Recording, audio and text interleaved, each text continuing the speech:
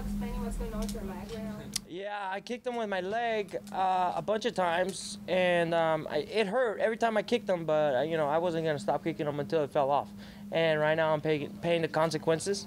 It just hurts. It's just swollen. Nothing's broken. Nothing major. It just hurts right now. I was understanding that you were saying that this is like the biggest victory to have over somebody that was an ex-champion. I mean, can you tell us, like, where do you think that can propel you to, having that? Obviously, win over over Johnny, man, I think it puts me right there in the conversations to fight for a #1 contendership, and fight for the title eventually. And you were saying also, I think, that you wanted to fight in November in Mexico, is that right? November in Mexico is the plan for sure, and I would love to fight in Mexico City. I love fighting in Mexico City, so that would be the plan. But if something occurs or something pops up before then I would take that as well. You mentioned Tyron Woodley though. Tyron Woodley, yes. So that is one matchup or one rematch that I would like. Obviously, I wasn't 100% in our fight. I didn't make the weight, so I want to be able to make the weight and be healthy for the fight and get the rematch. Speaking of missing weight, Johnny missed weight yesterday. How much of a confidence boost was that going into a fight knowing that he, obviously didn't prepare himself to make the weight? Yeah, man. I mean, that's a big mental boost for me, and it's a big downer for him. I've been in that position where, your social media is blowing up with people calling you fat and just bringing you down when you're already down, so I know the mentality behind that. And, it is what it is. How have you dealt with early weigh-ins and we saw that you were close to missing weight yourself? How stressed out were you because you had to weigh in right at the very end? Yeah. No. Through your mind, did it go through the fact that both you might have missed weight for this bout? No. There's no way I wasn't going to make weight for this fight. This is the biggest fight of my life. I have to make weight, so. Well, was it something in your weight cut that went wrong? Why did you have to take solo? Why did you have to weigh in at the very end? Right, yeah, it's just time. The time we didn't measure it right, but I was expecting to be on weight by 8 a.m.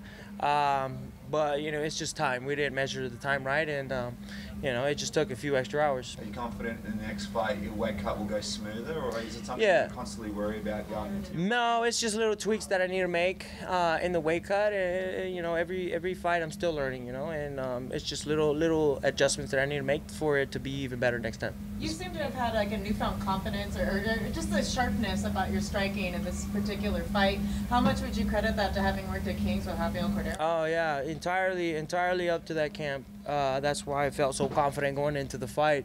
Is the camp that I'm in at Kings MMA, the people that I surround myself with, and the people helping me out. Man, I just have a great foundation of people around me, and that's why I felt so comfortable. I felt real at home tonight. You've been the underdog for so long. With a victory over a former champion, is it time to put those underdog things to rest that you should be the favorite of these fights? You know what? It doesn't matter to me. That's been the storybook of my career, of being the underdog, and I actually enjoy, spoiling the stats and spoiling people's, whatever they think of me. This fight went the distance. You had another close fight before this against Neil Magny. It didn't go your way. Were you worried at all when they read the scorecards? Did you feel pretty confident? I felt pretty confident, but still, you never really know until they actually name your name, But at the end of the fight, I was like, you know what? I think I did enough. Did you feel like Johnny broke it all in this fight as the fight wore on? He looked very deflated in between rounds. It seemed like you were a lot more composed. Yeah, he kind of came in. I don't know. He didn't look like the same Johnny Hendricks for sure. And you mentioned criticism earlier, like about the weight cut and things like that. You're an Ultimate Fighter winner. How have you dealt with criticism in the past? With the weight, missing weight, and being an Ultimate Fighter winner, and having that expectation that people think you're supposed to be the next big thing, but it's kind of unfair expectations. I think I've been able to deal with it just basically on my age. I think I was young and I was naive and I didn't really care what people thought, So that's one advantage that I had, I think. Over the last year, with the experience having the fight at 185 and then having that 5-round fight with Neil Magny, how much has your game grown just from having those experiences? Oh, tremendously. I've in this last few fights that I've had, I've grown tremendously, and then going over to Kings, I've grown even more under the tutelage of Rafael Cordero, who's just brought in a world of tools for me. You mentioned that you wanted to fight Tyron Woodley next, but he's got a title shot. Is there anyone else in the division that you're looking at potentially fighting if he does become champ? Or do you not believe there's a possibility it could be Lawler become the champion? You know, I mean, everybody's got a puncher's chance. But, you know, whatever happens, I want that rematch. I don't care if he's the champion. I don't care if he's not. I want that rematch with Woodley. If Lawler loses that fight, would he be a potential matchup you might be going after? You know, it doesn't matter to me. I want to fight the best guys, and I want to be the best in the world, so...